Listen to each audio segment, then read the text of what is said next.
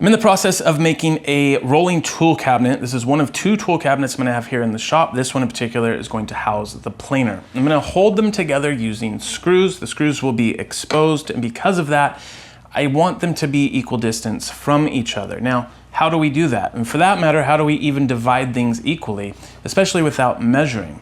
That's where dividers come into play. And I think dividers are truly one of the most underrated tools that you can have in your arsenal. Let's say I have this scrap piece of plywood here, and I want to divide it equally into 5 parts. I could take a tape measure. I could measure this. This happens to be 10 3/8 roughly. Divide that by 5. Who knows what that is? And if you've been watching this channel for any period of time, you know that I don't really like to measure anything more than I have to anyways. For you metric people out there, 264.5 millimeters. Again, doesn't seem to be equally divisible by 5. But again, that's where dividers are gonna come into play. Dividers are essentially 2 steel legs that come down. Most of the time, they're gonna be ground to a nice fine point. Of course, the better quality you get, the better of a point you're going to have as well. You're gonna have a spring up here. This is what gives it its tension. You have a top up here, similar to like on a compass. And if you get a decent pair, this is going to be able to quick adjust left and right. So I can make it really wide like this and then fine tune it. I can also pinch this together, slide that in, and then fine tune it here as well. So it makes it really nice to be able to move from one measurement to the next if necessary. Now in the case of this piece of plywood, what I would want to do is guess where 5 equal sections is going to land. What does a 1/5 of this kind of look like? So I'm just going to simply take one of the feet and push it right up against the side here and make what I'm guessing is a 1/5 of the way. I might be way off, we'll find out. I'm gonna very lightly push down, not hard, we don't want a divot, we just want enough so that this doesn't move on us. I'm gonna go over, that's 2 sections, 3 sections, 4 sections, and as we can already tell, that 5th section is way off. So I have 4 equal sections and a sliver. That's obviously not right. We're gonna bring this back in. I'm gonna try this again, holding this right up to the edge here. 1, 2, 3, 4, 5. So now I have 5 equal sections plus this little sliver. It means we need to back this out just a little bit, approximately a 1/5 of the way. Let's try it again. 1, oh, I almost had it. 1, 2, 3, 4, 5.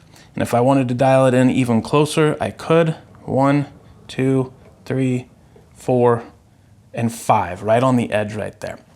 So now what I like to do, if I need to, is I'll come through here, and this time I'm gonna put a little more pressure on here, and when I spin it and stick this side and lift this leg, I'll have a little indentation here. I'll take my pencil, drop it right inside that hole, give it a little twist, and that'll highlight that mark so that I can't lose it later on. And each time I walk past here, I'm going to drop my pencil in and make that mark. It's just gonna make it easier for me to find later.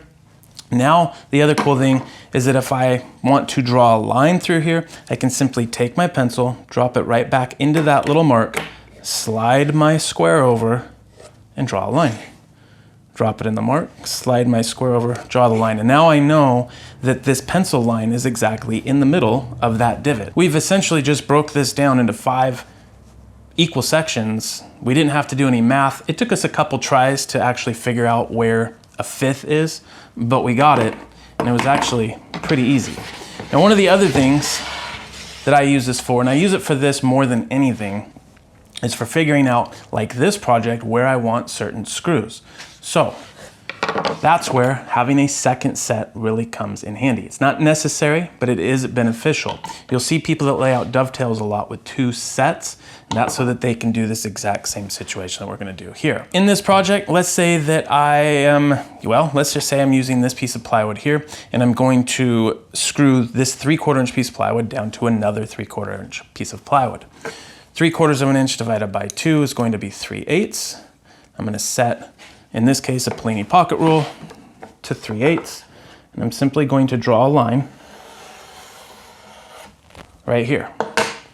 This is the line where my screws are actually going to be placed. I'm gonna take my small set, and I'm gonna set it at 1 inch, because I've decided that I want the 2 screws on the end to be 1 inch from the edges. So I'm gonna take a nice ruler that has I don't know if you guys can hear that, but it has indentations in it. It's gonna give me a positive reference to where these points actually register. I'm gonna drop one inside of an inch mark. I'm gonna bring the other one out just until it hits the inch mark. I'm good. On this particular one, I'm gonna hold one leg up against here, and instead of lightly pressing, I'm actually gonna go ahead and give it that little divot that we did before.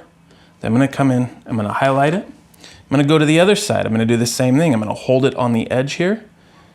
I'm gonna give it a little divot. I'm gonna put my pencil mark there. Now, I need to figure out how many screws I want in between those two screws. And in this case, I think 2 is probably good enough.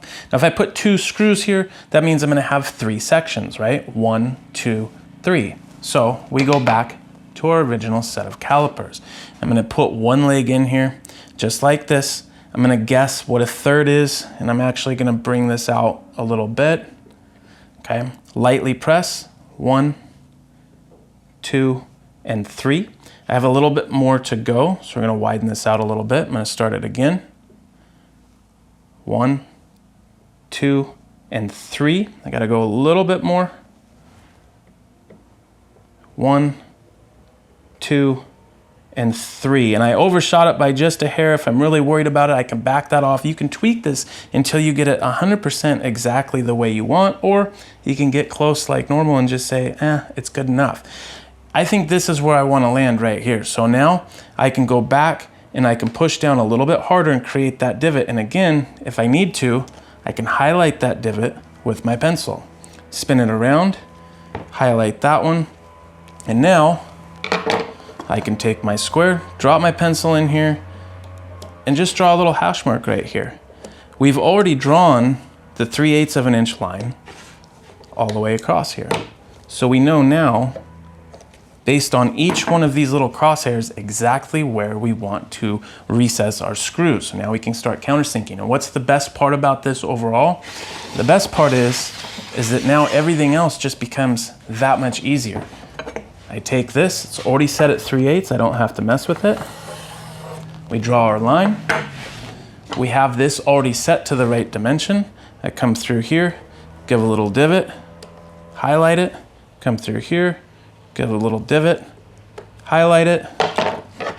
This is already set up. 1, I'm gonna push a little bit harder down this time, divot, 2. And as you can see, I'm right back on that mark where I wanted to go. So now, I mean, this was easy. And I can do this for all of the panels in this project, and I'm done. Now, there's a few other things that you can use these for. Well, I'm sure there's a million things that I just don't know about, but I'll show you the other couple pairs that I have and how I have them set up. The first one is going to be one that looks exactly like this one. They're the exact same tool, except this one, I have filed and ground down one leg of it to be more of a knife edge. The reason is because then I can use this as a compass with a knife line. Most people that you talk to when it talks about actual precise layout, they'll say use a knife instead of a pencil because you get a much more accurate line. And for the most part, that is true. So I've ground this down so that I can use one leg of this as that knife line, but in arches and circles, which makes it really beneficial. I have one more to show you guys, and that's going to be one that is quite a bit taller, but this one's actually from Mr. Penn. This is, as far as I've ever known, more of like an arts and crafts type of company, but I've gotten my engineer square, my French curves, and some templates from them. I've always been happy with their products.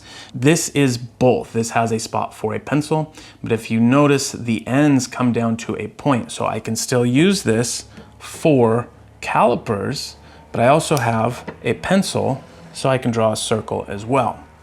This pencil is the Graph Gear 1000, and it normally looks just like this. You guys that have watched for a while know that I absolutely love these pencils. Help if I put it on there the right way. I tried setting this up with a regular, like a Bic, sort of disposable type of mechanical pencil, and it was too fat. But I did realize that with the Graph Gears, if you take the nose piece off, slide the ferrule off, that will slide right inside of here. Put the clip out so that it's easier to use. You can put the nose piece back on, just so you're not missing parts and pieces as you go. Now, the beauty of the graph gear is that with the lead extended here, if I simply push on this pocket clip, it retracts the lead, and now it's not in the way when I want to use these as a set of dividers. You could probably just use it with a number 2 pencil if you wanted to as well. I really like using a mechanical pencil for the compass because when the lead wears down, it only wears down to the width of the lead you used in the compass. So in my case, I'm using a 0.5 mechanical pencil. My lead width is only going to be as wide as a 0.5 lead mechanical pencil. And so with a number 2 pencil, as it wears down, I gotta take it out and sharpen it. It's just sort of a pain.